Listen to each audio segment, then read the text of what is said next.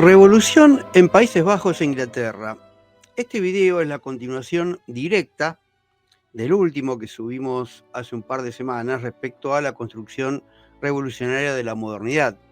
Ahí había anunciado que justamente la revolución en los Países Bajos, que terminó conformando la República de Holanda, y la revolución en Inglaterra son las dos primeras revoluciones que se consideran que son el icono de construcción de la modernidad, ¿no? Como ya vimos, la modernidad se construye a partir de una serie de procesos sociohistóricos que llevan varios siglos.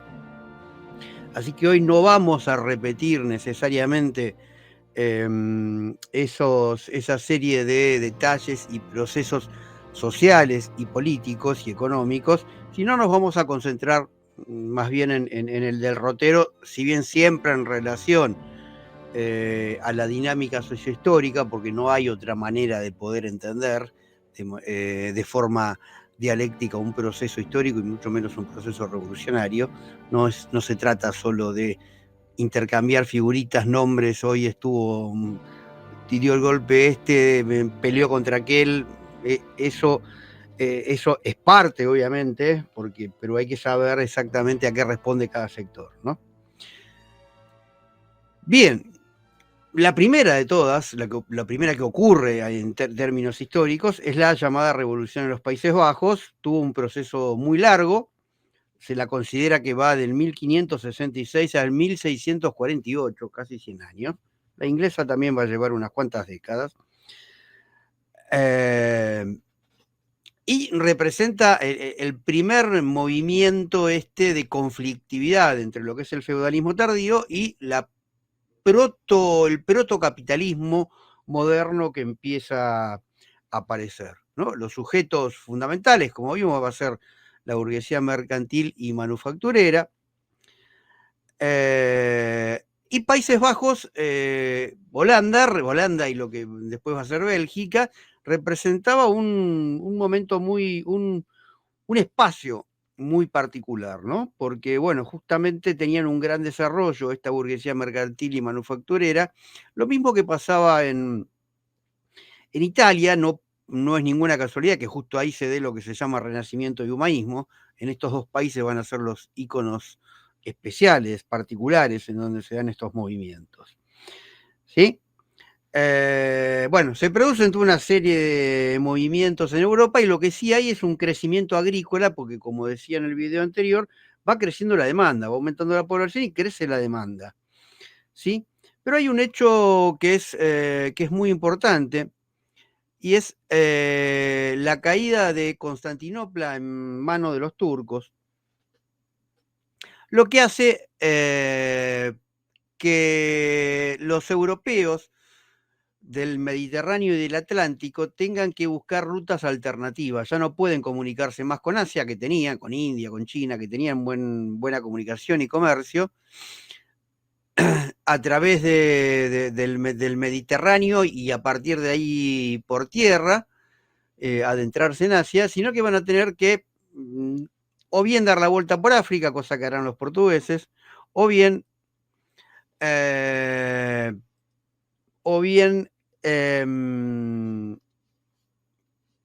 ir por el otro lado, que terminan descubriendo América, digamos, ¿no? Todos sabemos que la llegada de los españoles a América, en realidad lo que estaban buscando era una ruta hacia las Indias, ¿sí? Y ahora estoy teniendo problemas. Bueno, no estoy pudiendo ver esta diapositiva. Bueno, la diapositiva era básicamente esto que les acabo de decir, una especie de mapa mundial graficando los derroteros españoles y portugueses que se dividían tal como habíamos dicho. Ahora bien, la particularidad de Países Bajos es que primero había estado bajo dominio francés, se habían liberado del dominio francés cerca de 1300, y hacia el 1500, 1400, 1500 estaban bajo dominio español. España, como bien sabemos, fue uno de los últimos países en entrar en el proceso de la modernidad. Más allá de que España es el que conquista América, introduce y tiene un papel fundamental en el proceso de acumulación originaria de Europa a través de la cantidad de metales preciosos que introduce desde América. Ese proceso de acumulación originaria no se produce en España en aquellos años. ¿Sí? Bueno, entonces ya ahí vemos que eran los Países Bajos, un lugar donde se venía desarrollando manufactura comercial, burguesía comercial, burguesía manufacturera, un centro importante de comercio del Mar del Norte, ¿sí? Comerciaba con Inglaterra, con Francia y con distintos lugares de la Europa del Norte, oficiaba de puerto, ¿sí? Tenía una relativa producción agrícola, pero era un punto de intercambio y de transporte de distintos lugares de Europa. Pero está como contrapartida esta España, que es una España que todavía se resiste a salir del medioevo, fue uno de los lugares donde más se mantienen los patrones feudales, y de hecho fue uno de los lugares donde se hace fuerte lo que fue la contrarreforma católica, ¿sí? Al contrario de los Países Bajos, en donde se hace carne justamente la reforma protestante, especialmente en la parte norte de Países Bajos. ¿Sí? Esto es lo que se llamaron los Países Bajos borgoñeses al final de 1400, en donde ya estaban bajo dominio español. ¿Sí? Ya se daba una diferenciación, esto va a ser importante en el proceso de la revolución de Países Bajos, entre los Países Bajos del Norte y los Países Bajos del Sur. ¿Sí? Los Países Bajos del Norte son aquellos donde más predominantemente se va a dar la reforma protestante. Ya dijimos que el protestantismo no tiene que ver exclusivamente con una cuestión religiosa, sino que imparte de manera indirecta y de manera quizás no deseada pilares fundamentales para la instalación de la ideología individualista moderna, ¿no? Y los Países Bajos del Sur, en donde más se concentra los valores católicos. ¿Sí? Bien, entonces la revolución holandesa es fundamentalmente, claramente el ascenso de la burguesía. Acá podemos hablar del inicio de lo que serían las primeras revoluciones burguesas. Y Holanda y los Países Bajos en general, en términos de lo que era la nobleza, era una nobleza bastante particular, una nobleza también en transformación, si no era una nobleza claramente feudal, porque estrictamente los Países Bajos siempre tuvieron una estructura, venían teniendo una estructura económico-política diferenciada, muy cercanos a manufacturas y comercio. Entonces la nobleza también se va ayornando con estas nuevas actividades y estas nuevas formas de organización. Y era una nobleza muy dinámica en términos de los casamientos con sectores nobles del resto de Europa. Y de esta unión entre nobleza holandesa y nobleza española nace Carlos V, rey de España, de 1516 a 1558, que unifica a las provincias del sur y la del norte, que como les decía tenía cierta autonomía por estas características un tanto diferentes, bajo un solo gobierno y un Consejo de Estado. No hay acuerdo en los Países Bajos del norte y del sur en esta unificación, querían seguir manteniendo esa autonomía relativa, ¿sí? Y por estas diferencias que yo acabo de marcar, ¿sí? ¿Quién le sucede a Carlos V? Felipe II, hijo de Carlos V, que se pone un poco más rudo el muchacho, ¿sí? Carlos V, Felipe II, reyes católicos, ¿sí? Disminuye los grados de libertad que existían en los Países Bajos y disminuye la tolerancia, y va en contra de la autonomía de cada país y Carlos V impone una política más fuertemente absolutista y más feudal todavía, ¿no? Que iba en contra justamente con todo el proceso de modernización que venía viviendo Holanda.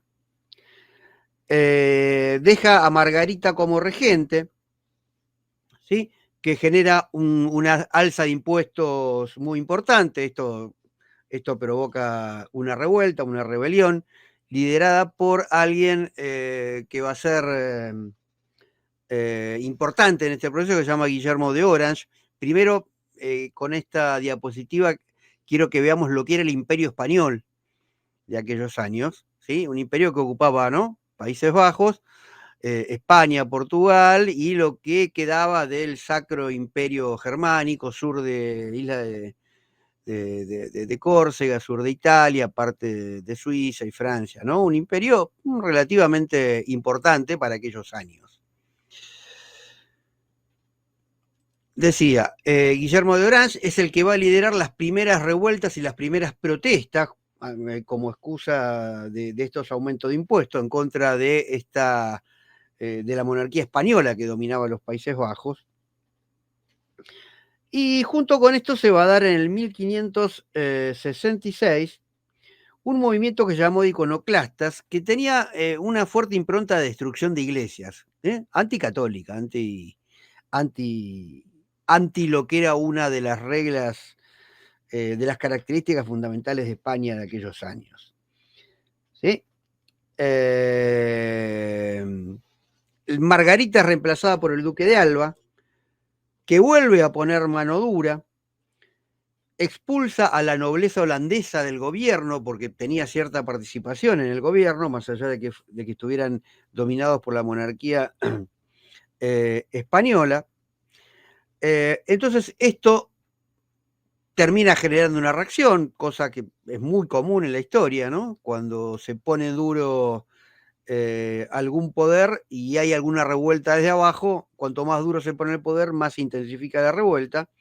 Se unen los calvinistas, entonces, se une incluso con la nobleza católica, más las burguesías en las ciudades, y esta cierta nobleza que estaba en transformación. ¿Sí? Guillermo de Orange va al frente de la revuelta, se unen todos los países, y finalmente en 1579, ¿sí?, nacen lo que van a ser las dos uniones que después van a dar lugar a los dos países modernos, ¿sí? La Unión de Utrecht, que son los países del norte, ya se va a empezar a llamar Holanda, ¿sí? Va a seguir siendo Holanda hasta hoy en día, hoy por estas movidas de que los nombres de las cosas nos quieren hacer creer que cambian la realidad de las cosas, ¿sí? Holanda ya se cambió el nombre y se llama... bueno, se me fue el nombre ahora de cómo se ha pasado a llamar Holanda, y entonces, bueno, todos los comunicadores la llaman con este nuevo nombre. Pero porque Holanda es una de las regiones de esta Unión del Norte, y es la región que siempre fue la región más importante, ¿no? La región que da justo sobre el Mar del Norte, la región más pujante, donde tuvo siempre el desarrollo de la burguesía más importante. Por eso se llamó Holanda. Y los países del sur se van a llamar Unión de Arras, ¿sí? Y va a quedar una franja en el medio, en una especie de historia un tanto no tan clara, que luego la Unión de Arras con esta zona intermedia va a terminar generando Bélgica, que produce su proceso de independencia mucho más de un siglo después de esto. Cada una de estas uniones, cada una de estas regiones es autónoma, posee una asamblea, ¿sí?, con elementos de la nobleza, esta nobleza modernizada, y de la burguesía. Van a continuar las hostilidades contra España, las provincias continúan su autonomía, hasta que finalmente, en el 1648, se da el Tratado de Münster, que termina siendo el reconocimiento oficial de Holanda, ¿sí? España termina diciendo, bueno, acá no puedo hacer más nada, voy a tener que reconocer Holanda. Pero la Unión del Sur sigue estando bajo dominio español y, como les digo, bastante después recién va a generar su independencia. De esta manera llegamos a lo que se entiende como la primera revolución burguesa de la historia. Vamos al segundo proceso que había anunciado, que es el de Inglaterra. Esto es un tanto más conocido. El de los Países Bajos es fundamental, es importante, es el primero, pero no, por lo menos de este lado del Atlántico no merece tanta atención. No es fácil encontrar biografía. De la Revolución Inglesa, sí, muchísimo más. Es cierto, la Revolución Inglesa ha generado una juridicidad y una normatividad política que quizás la holandesa no la tuvo. ¿Sí? Bueno, la historia del feudalismo inglés es fundamental, es muy importante, es muy fuerte, por lo tanto el proceso de cambio fue, si queremos, muchísimo más radical, ¿sí? Es el país por antonomasia, estudiado por Marx, en donde se dan con características bien marcadas lo que era la sociedad feudal, el régimen feudal, y donde se producen los movimientos también, las importantes transformaciones sociales que van a dar origen a la sociedad moderna. ¿Sí? Bueno, obviamente, al llegar al momento de la Guerra Civil y Revolución Inglesa, implica que toda la estructura feudal ya se estaba viniendo abajo hacía un tiempo, cosa que vimos en el video inmediatamente anterior a esto. Bueno, aparece también nuevas clases sociales, la burguesía vinculada a comercio, finanzas y a manufactura. ¿Sí? Primero, la burguesía, como en todos los procesos de revoluciones modernas, crece en el campo económico para luego saltar y conquistar el campo político. Si conquista el campo político ya cuando tiene un poderío económico importante, cuando ya la nobleza empieza a perder fuerza en este campo. Esto es, en todas las revoluciones burguesas pasa exactamente igual.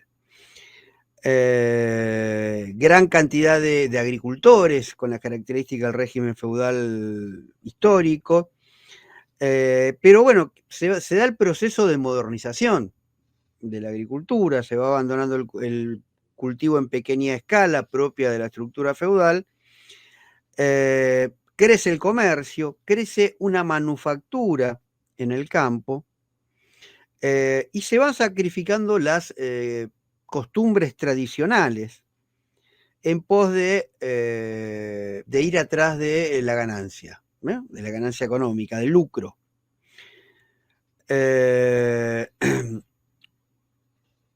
Burguesía se va fortaleciendo en su posición social, al mismo tiempo esto hace que la nobleza vaya perdiendo su lugar en la posición social, y el trabajo artesanal sobrevive en la ciudad gracias a los gremios, ¿sí?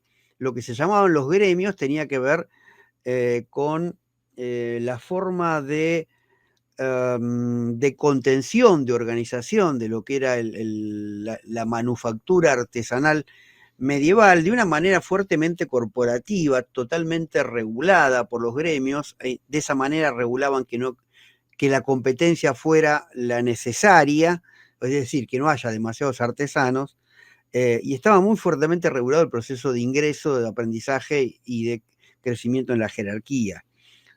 ¿Sí? Eso es lo que va a dar lugar, obviamente, la artesanía de los gremios, lo que va a dar lugar a su transformación a la manufactura, y la manufactura a las primeras industrias. ¿Sí? Bueno, una imagen, una pintura clásica de lo que es la primera burguesía. Acá vemos vinculado a actividades bancarias, tanto en Holanda como en Inglaterra se va a dar esto fuerte, y va a estar vinculado fuertemente con el comercio. ¿sí? Y ahora vale la pena detenerse en esta frase de Eric Hobsbawm en su libro En torno a los orígenes de la Revolución Industrial. ¿Qué nos decía? El mismo proceso que reorganizó la división social del trabajo incrementó la proporción de trabajadores no agrícolas, diferenció al campesinado y creó las clases asalariadas. Creó también hombres que dependían para satisfacer sus necesidades de las compras al contado, de las compras en el mercado, agregaría yo, en una palabra, dio origen a los clientes para los productos. ¿Sí? En esta frase sintetiza todo lo que es la aparición del capitalismo. ¿Sí? La aparición de un mercado, una fuerza de trabajo libre que se va a emplear en la manufactura primero, en la industria después, que va a necesitar consumir, va a necesitar adquirir productos para su subsistencia, cosa que el campesino producía su propio producto para su subsistencia. Y esto es lo que va a dar origen a los clientes. ¿Sí? Se va a producir, lo mismo que decíamos para Países Bajos, una paulatina modernización de la producción agrícola, una ruptura de esta estructura del ciervo de la gleba, una liberalización, una monetarización de la economía agrícola, de tal manera que el campesino ya se viera obligado a tener que vender en el mercado, ¿sí? Porque con lo que producía ya no le alcanzaba, y además porque la nobleza en su proceso de transformación le empieza a imponer una renta monetaria, entonces necesita conseguir moneda para pagarle, ¿sí? Con lo cual se empieza a generar una primera transacción capitalista de lo que es la renta y el alquiler del suelo.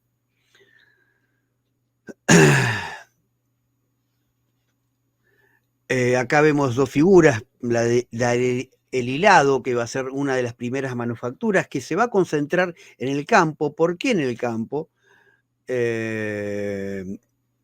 Porque ahí puede desarrollarse la primera manufactura por fuera de la vigilancia de los gremios.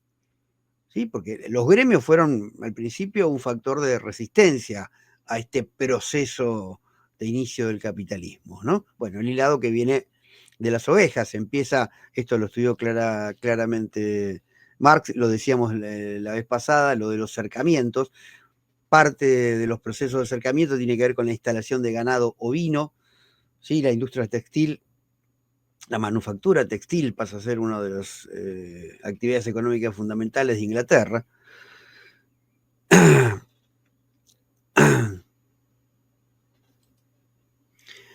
Y acá rescatamos una frase de otro historiador, Christopher Hill en este caso, de la reforma a la revolución industrial, que nos dice que hicieron ganar mucho dinero con las multas impuestas a los partidarios de la enclosure, aunque la misma corona, en tanto que terrateniente, recurría al citado sistema de cercamiento de tierras, ¿no? Lo que decíamos en el video anterior, que hay un proceso de ida y vuelta respecto de la corona que hace con los cercamientos, primero que lo habilita, después que no tanto, después que lo punitiviza, después que lo favorece, hasta que directamente ya pasa a ser una política de Estado.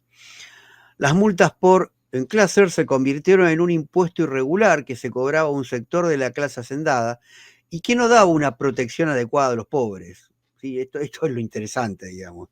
Más allá de que al principio la corona no estaba tan de acuerdo, pero los desprotegidos seguían estando desprotegidos. Después de 1640, ningún gobierno trató en serio de impedir el cláser, o siquiera de ganar dinero imponiendo multas a quienes la practicaban. ¿Sí?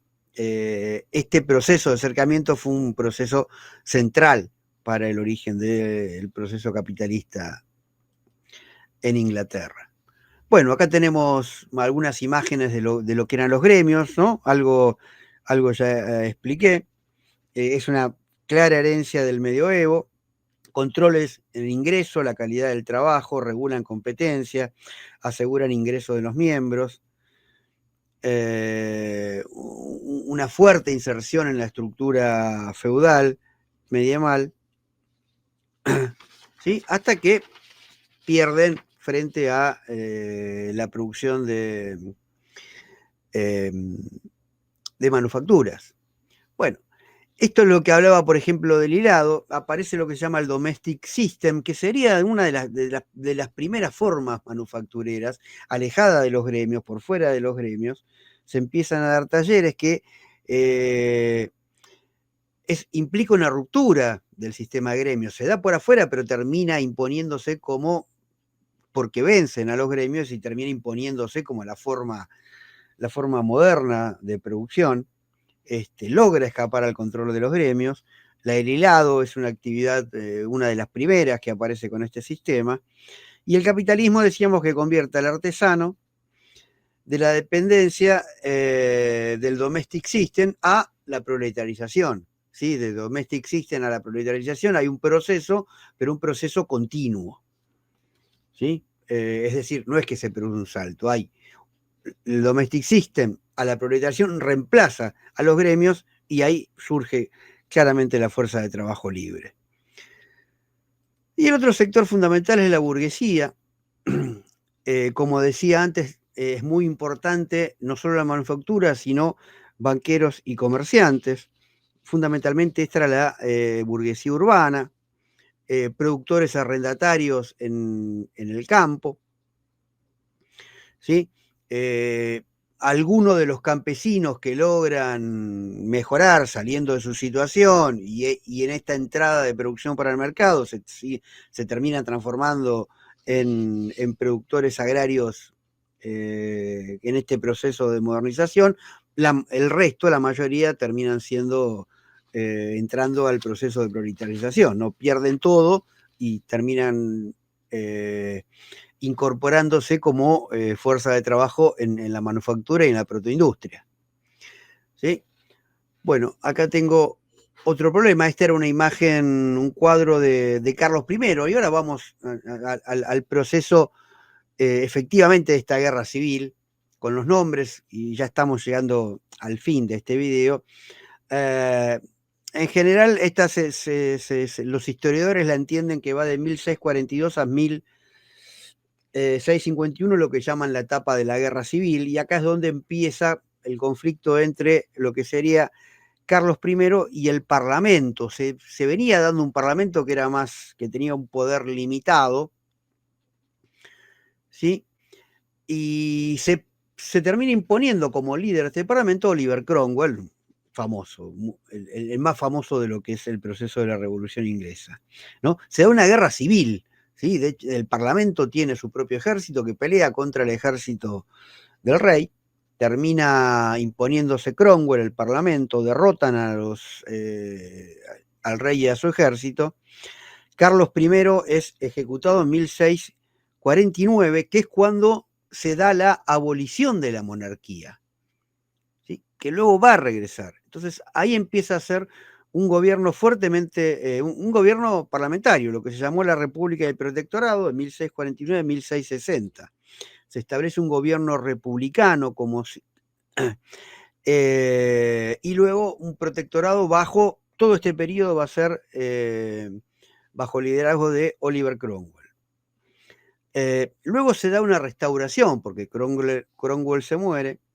La monarquía es restaurada por Carlos II, pero ya no va a ser lo mismo, va a ser una monarquía en donde el Parlamento sigue estando. Entonces empieza a darse lo que se va a llamar, y en algunos lugares de Europa se va a dar también la monarquía parlamentaria, ¿sí? Hoy está la forma en Inglaterra de esto, hoy es absolutamente figurativa la monarquía. En aquel momento todavía tenía algún poder, pero ya desde Cromwell para acá la monarquía pierde mucho poder. La gran diferencia es que ya empieza a funcionar el Parlamento y se empieza a dar la división de poderes, ¿sí? Cosa que, como veíamos en el video anterior, no ocurría en toda la monarquía absolutista, ¿sí? Bueno, esto era el ejército de Cromwell, que se hacía cargo del poder.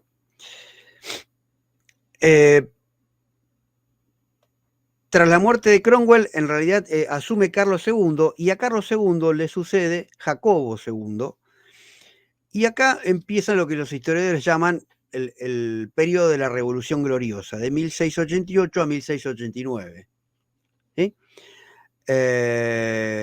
Jacobo II era un rey fuertemente católico, quiere volver a instalar con mucha fuerza el catolicismo. Recordemos que Inglaterra es uno de los epicentros centrales del protestantismo, ella hacía rato que era protestante, ¿sí?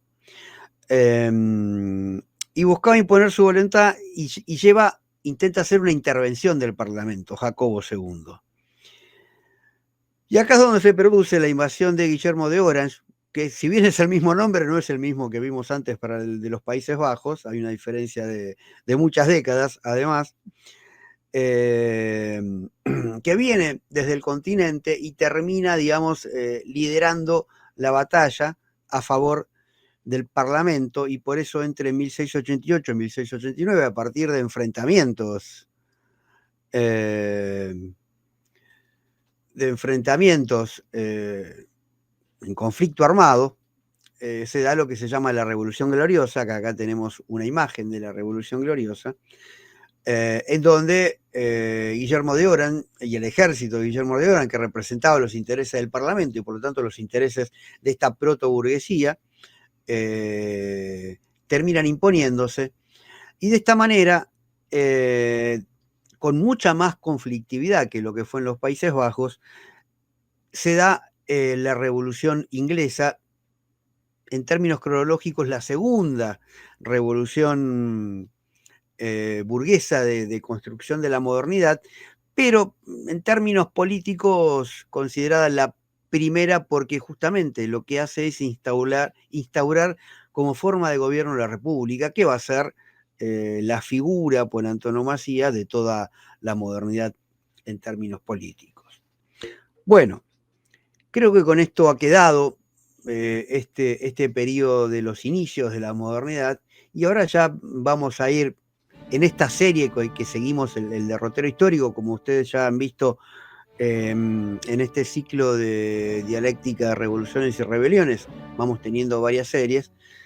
Vamos a seguir, y bueno, lo que sigue a esto va a ser la Revolución Francesa, que seguramente tendremos algún invitado para eso. Pero eso ya va a ser otro programa. Entonces, por hoy me despido de todos ustedes, los invito como siempre a seguirnos, a invitar a sus amigos y conocidos a que se suscriban, a que nos pongan un me gusta, para que esta plataforma, el maldito algoritmo, nos muestre cada vez más y podamos ir creciendo y generando estos ricos debates. Muy bien, será hasta la próxima entonces.